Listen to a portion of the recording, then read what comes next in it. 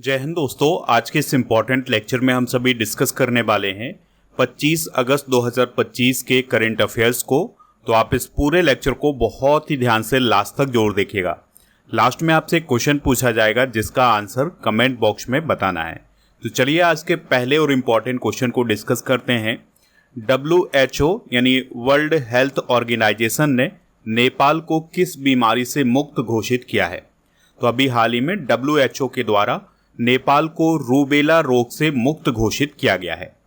दोस्तों, WHO ने दक्षिण पूर्व एशिया क्षेत्र का 2026 तक खसरा और रूबेला को खत्म करने का लक्ष्य है, जिसमें नेपाल ने ये बहुत बड़ी उपलब्धि हासिल की है कि उसने रूबेला को खत्म कर दिया है।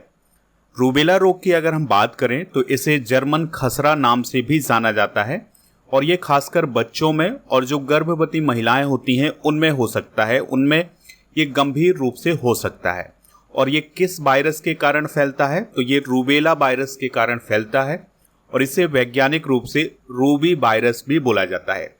अगर किसी बच्चे को रूबेला वायरस हो जाता है तो उसके शरीर में इस प्रकार से चकत्ते पड़ जाते हैं, लाल चकत्ते पड़ जाते हैं, ठीक है, और बुखार जैसी स्थिति बनती है। तो ये खासकर बच्चों में होता है, इस पॉइंट को भी आप याद रखिएगा।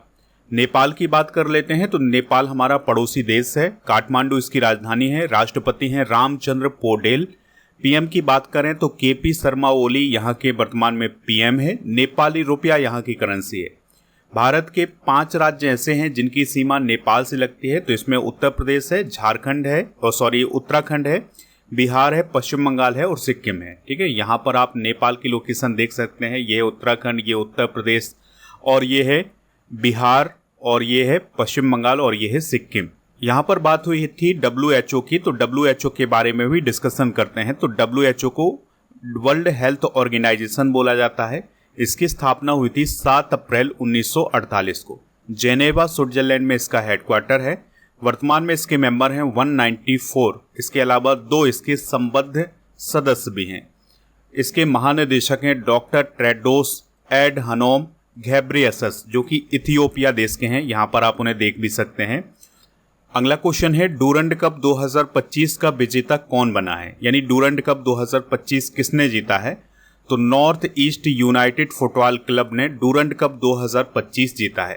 तो यहाँ पर आपको एक बात क्लियर हो गई कि जो डूरंड कप है ये फुटबॉल से रिलेटेड है, क्योंकि इस प्रकार का भी तो क्वेश्चन पूछा जा सकता है कि डूरंड कप किस खेल से संबंधित है। तो आपको जवाब देना है कि ये फुटबॉल से संबंधित है। तो 2025 में इसका खिताब किसने जीता है? North east United football club ने। देखिए, डूरंड कप 2025 का जो ये संस्करण आयोजित किया गया है, यह इसका 134वां संस्करण है। तो दोस्तों, ये काफ़ी पुराना फुटबॉल टूर्नामेंट है। तो इस बार इसका 134वां संस्करण आयोजित किया गया है और इसका जो फाइनल मुकाबला हुआ था ना, ये 23 अगस्त 2025 को हुआ था। विनर रहा है इसका north east United football club और इसका उप विजेता था डायमंड हार्बर फुटबॉल क्लब। और इसका जो फाइनल मुकाबला हुआ था ये विवेकानंद युवा भारती क्रीड़ांगन यानी साल्ट लेक स्टेडियम कोलकाता में हुआ था। गोल्डन बॉल और गोल्डन बूट यानी सर्वश्रेष्ठ खिलाड़ी और सर्वाधिक गोल का जो खिताब है या अवार्ड है ये दिया गया है अलाउद्दीन अज़ाराई को। गोल्डन ग्लव्स यानी सर्वश्रेष्ठ गोलकीपर का जो अवार्ड है ये गुरमीत सिंह को प्रदान किया गया है। अगर हम विजेता की पुरस्कार राशि की बात करें तो इसमें 1.21 करोड़ रुपए की राशि विजेता को मिली है और विजेता को 60 लाख रुपए की राशि मिली है। चलिए स्पोर्ट्स से रिलेटेड कुछ इंपॉर्टेंट करंट अफेयर्स डिस्कस करते हैं। तो सिनसिनाटी ओपन 2025 को अभी हाल ही में कार्लोस अल्कराज ने जीता है। ये स्पेन के हैं। जो सिनसिनाटी ओपन है ये टेनिस से रिलेटेड है और ये अमेरिका में आयोजित किया जाता है।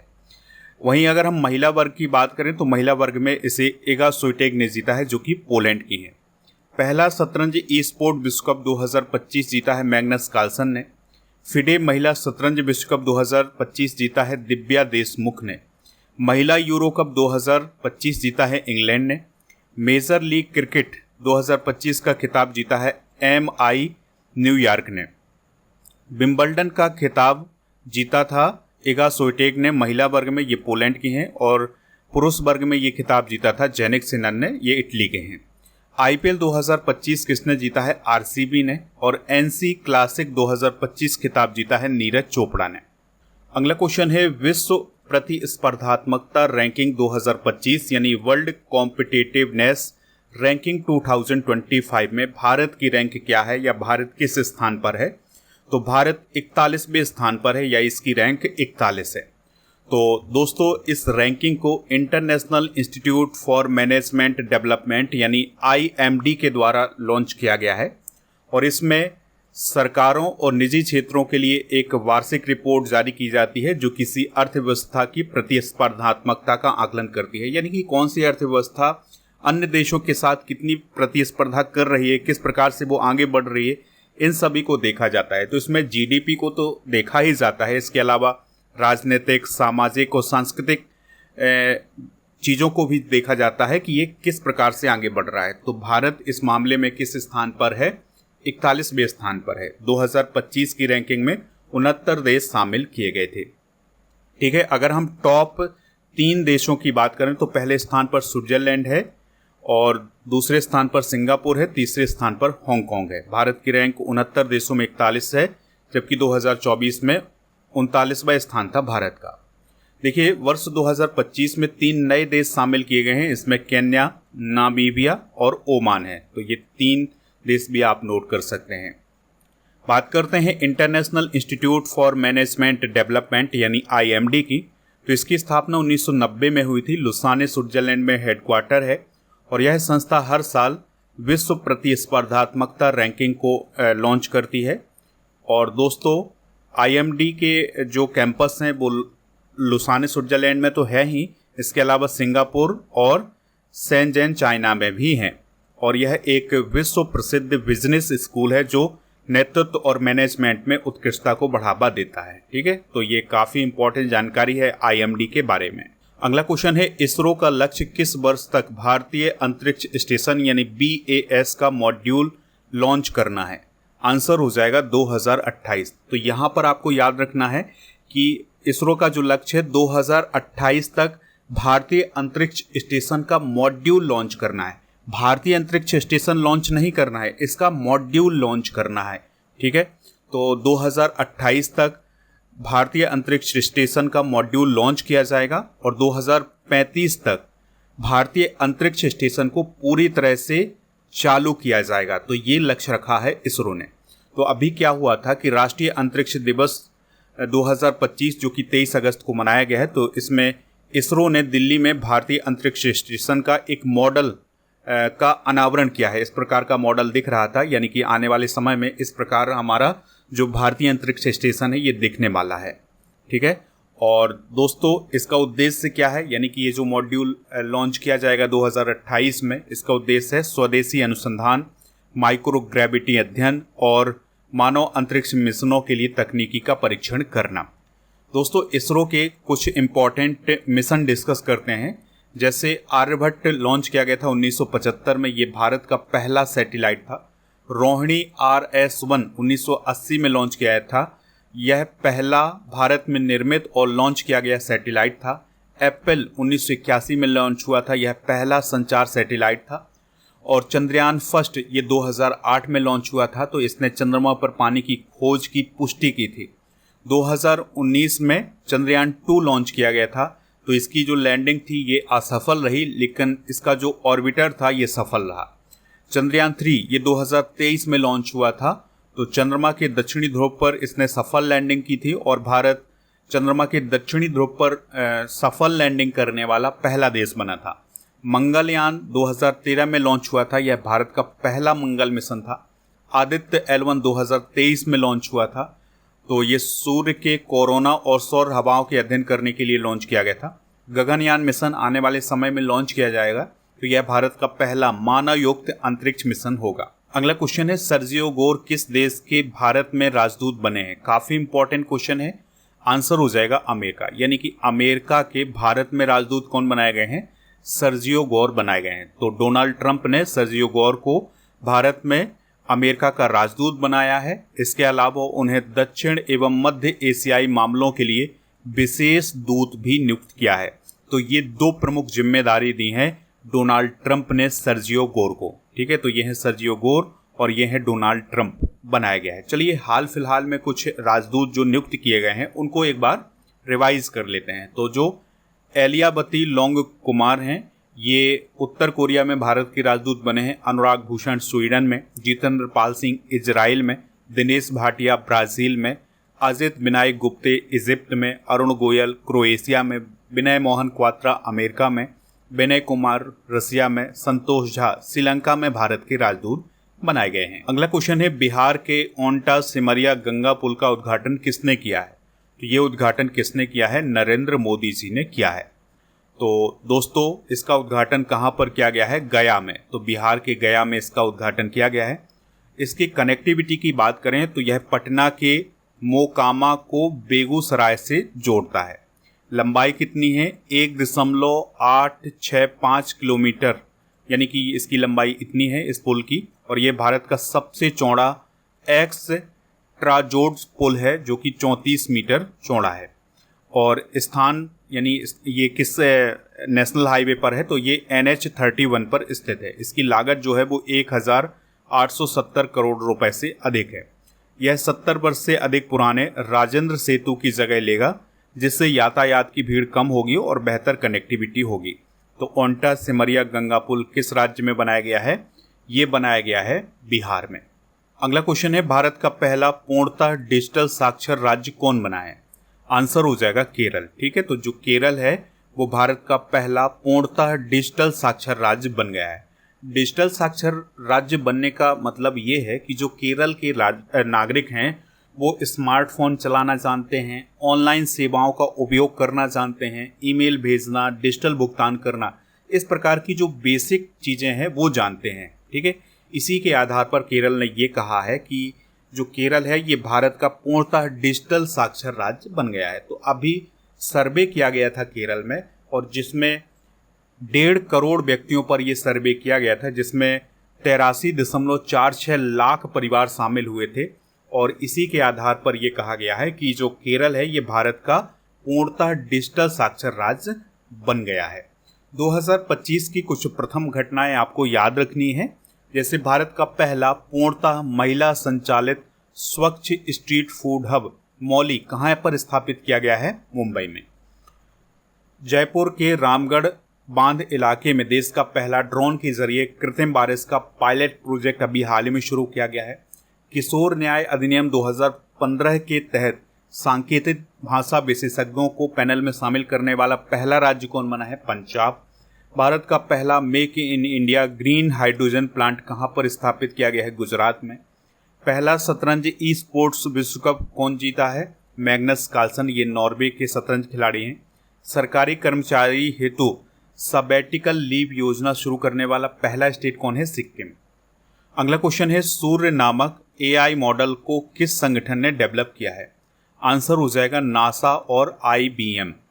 तो नासा और इंटरनेशनल बिजनेस मशीन्स का सूर्य AI मॉडल अभी हाल ही में लॉन्च किया गया है, जिसका उद्देश्य है अंतरिक्ष मौसम को समझने और उसका पूर्वानुमान लगाने के तरीके को बदलना।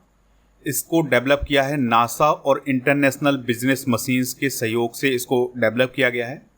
यह क्या काम करेगा? तो यह हर सेकंड में कई तरंग दैर्घ्य में सूर्य की तस्वीरें लेगा और सौर गतिविधि का विश्लेषण करेगा और सौर ज्वालाओं और विस्फोटों की शुरुआती संकेतों का पता लगाएगा।